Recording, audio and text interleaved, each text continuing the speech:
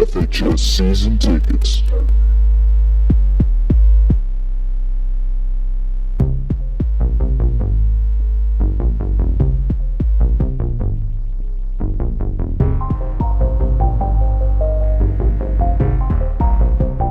Welcome into another episode of FHS Season Tickets. I'm Michael. And I'm Nick. And today we're going to be talking about the crazy March Madness opening weekend where it has been arguably the most upsets in March Madness history. There was history made as 16th seed beat a 1, and also the average seed is a higher number than any year ever. It's tied for another year sometime in the 1980s, but I do believe the average seed in the Sweet 16 is like a 4.85, so that just shows just how many upsets there have been. Some crazy matchups. The South region, all 4 top seeds go down. Nick, what was your biggest moment of the opening weekend? Besides the fact that your bracket is officially busted with no Final Four teams left after the first weekend. Well, I'm glad you had to declare that one, Mike, but here's the thing. So I was thinking that my bracket was going to be good. I had a few teams that I thought were rising stocks, talented. I thought the talent was going to outshine this tournament, but I was wrong. The talent, almost all the NBA prospects, pretty much are out of the tournament now. Duke.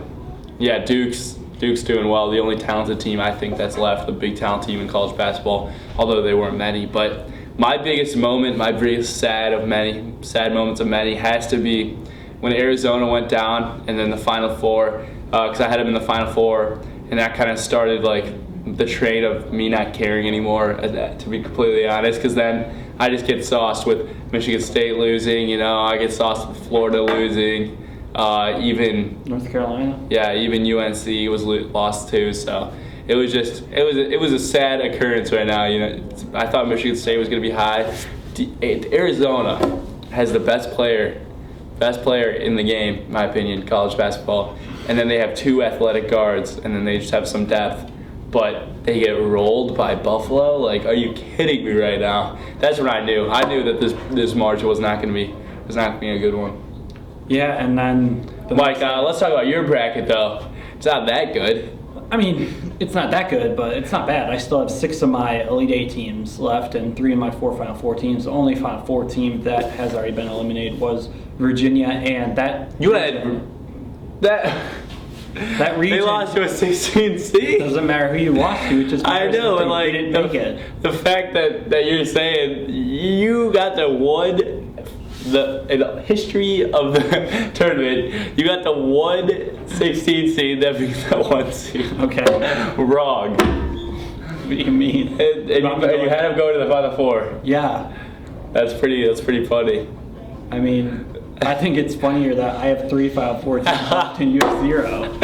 I think it's funny that you have the Final Four team that lost to a 16 seed in the Final Four. It doesn't matter. Your Final Four team from that region lost in round 1 too, so... Who? Arizona. Oh my god. So, but it was a 1 seed that you had. So, it doesn't matter who you pick. They both lost in round 1. But that's just funny that they were 1 seed. That's a bandwagon pick, folks. Bandwagon, I'm rooting for that. But yeah, the South region, just absolutely incredible. You see Virginia losing to UMBC, and UMBC, their game against Kansas State was awful. Literally one of the worst basketball games I think I've ever watched. I was doing dishes while working at the movie theater and had doing those dishes. And literally every dishes time, at the movie theater. Yeah, because we were closing. So what do you have to wash? Like the popcorn? We had to wash off all the all that grease. And yeah, pretty much all that grease. And I would just look up, and every time I would look up, it would be like UMBC, no field goals, last 4 minutes and 19 seconds. And Virginia up, 1 field goal, last 6 minutes and 22 seconds. Kansas State. Oh yeah, Kansas State. I apologize. Yeah. See, you can correct me, but you can't predict one Final Four team, right? Last year I did. Who didn't? I mean, you had Gonzaga, North Carolina, Oregon was an outlier, and so was South Carolina. Exactly. But yeah, I feel like everybody just in North Carolina at least making it to the Final Four. But going back on that UMBC game, like it was just terrible. Final score I believe was like 50-41, just awful basketball game. After they just shot the lights out against Virginia, it was unsurprising that their luck did end up coming to an end and they did fall to a Kansas State team that was almost as equally unimpressive, because if it wasn't for number 20 Snead, who I've never heard of before this game, having a couple steals and dunks and a putback dunk, and then also he had 2 shots at the end of the shot clock, Kansas State probably would have lost to UMBC, and UMBC just played terribly. So it was just an awful basketball game. 16 seed making the Sweet 16. That'd be insane. I mean, a 16 seed was undefeated in round of 32 before that game. Although my bracket was bad, I thought before going into the March Madness, I thought that this year there would be a lot. This was like the most parity college basketball I think has ever had, in my opinion, just because of all the turnover going on in the top teams every week after week. So I figured that no team was actually really dominant except looking like Duke is now. So I think that I was thinking in the right direction, just couldn't pick the right teams. But I'm not surprised at UMBC.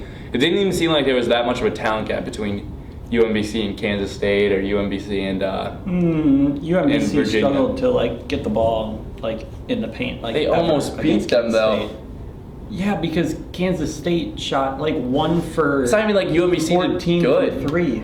So there's a pattern there. They held Virginia. UMBC played 2 teams that shot a combined like 3 for 40 from 3. Exactly. Obviously, the games so you're are gonna be give them. close. So you're gonna give them the credit for defense? No. What? That's a You- pattern there. No, it's not. It's Holding teams. It is 2 outlier performances. They lost to Albany 83-39 a month and a half ago. Yeah, but where are they now? Beat the 1 seed in the tournament. Yeah, because that 1 seed shot like 2 for 21 from 3. I don't know. I think we can. So you're saying that if a bad team plays a good team and holds them to a lower percentage, that's not the bad teams. That's not the lower team in talents. You're not giving any credit there. Not the lower team playing good defense. That's Oh. Virginia playing skill. All right, we could agree to disagree right now. UMBC did not have like a great 3-point shooting defense throughout the regular season, and then in the tournament, the teams combined to shoot like 14% against them. That's obviously just 2 complete outlier games. Game planning, man. It's just absurd. But It's all about the Fortnite. I honestly thought that UMBC was a lot less like enjoyable than Florida Gulf Coast was. Like that had to be my Yeah, because favorite. Florida Gulf Coast was like a Because they were dunking actually, team. they were actually like They were fun to fun. watch. Yeah, yeah. And like this UMBC team, like they really shot the ball well against Virginia, but other than that, they weren't exactly like really fun to watch. And No. besides the fact they were just the first 16 seed, I didn't think they were really all that crazy. It was kind of like Norfolk State when they beat Missouri, the 15 seed. Everybody Yeah. was like, I mean, I guess we like you because you're 15 seed, but you're Yeah. kind of just meh. Was that last year? No, that was like 3 What was that? 4 years What was ago. last year? They got the shooter. Do you remember that on that team? Oh, you don't remember that? A big was like- first round upset. Yeah.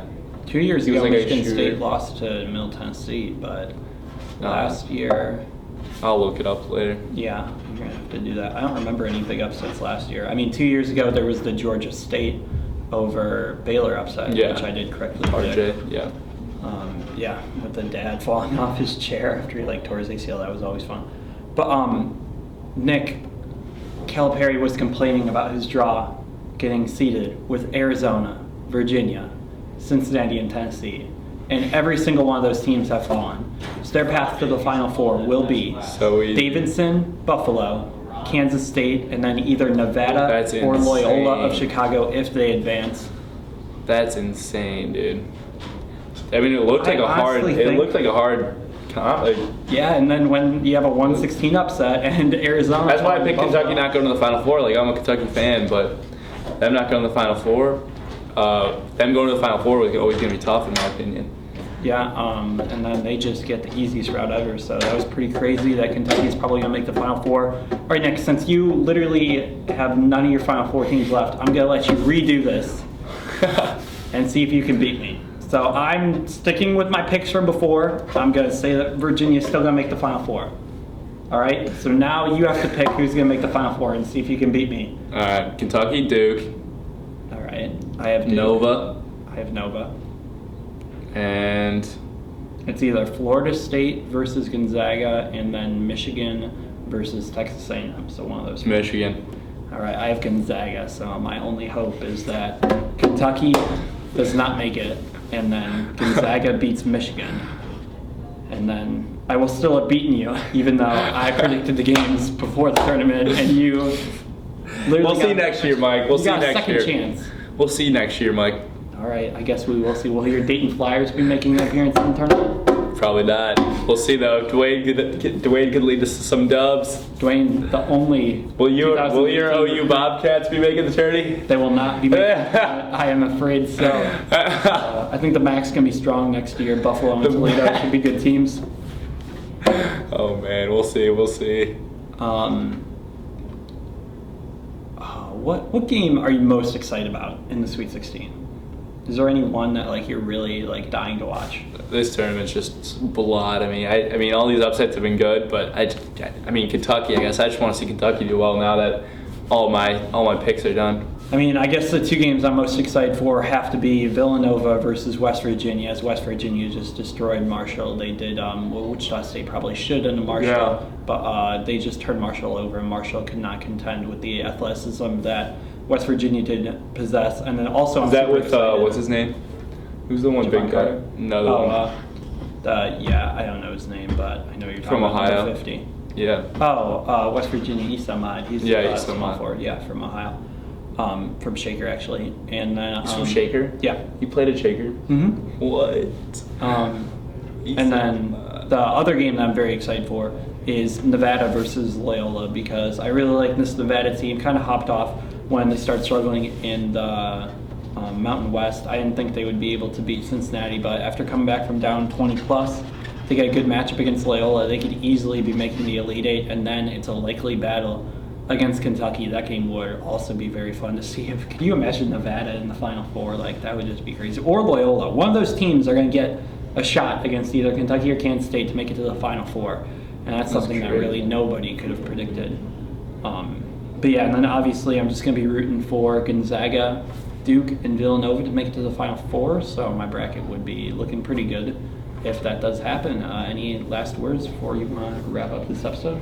No, I think March Madness really messed me up, and I'm ready for April.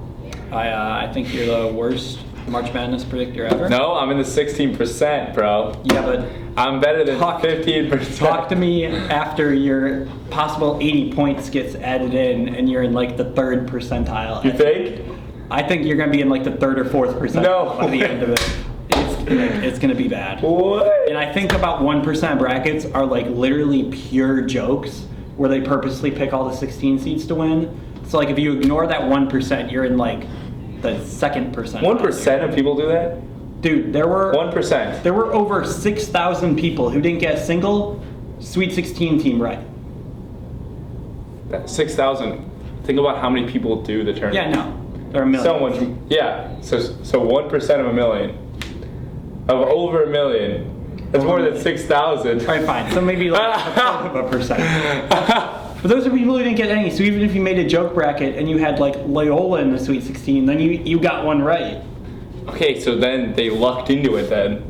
So they lucked into being better than me. No, not better than you, because they probably had Penn beating. Well, we don't know that. This is all a probability right now. It is. Mike's just trying to roast me on it. He can't find an angle because I predicted Dak Prescott to be good, and he's just still salty about that. It's a lot different than March Madness. Still appreciating takes from over a year ago. Gotta love it. That will wrap it up for this episode. Hey, it's still alive. That will wrap it up for this episode of FHS Season Tickets. I hope you guys enjoyed me talking to the worst March Madness predictor on the internet. Always remember those vanilla defenses.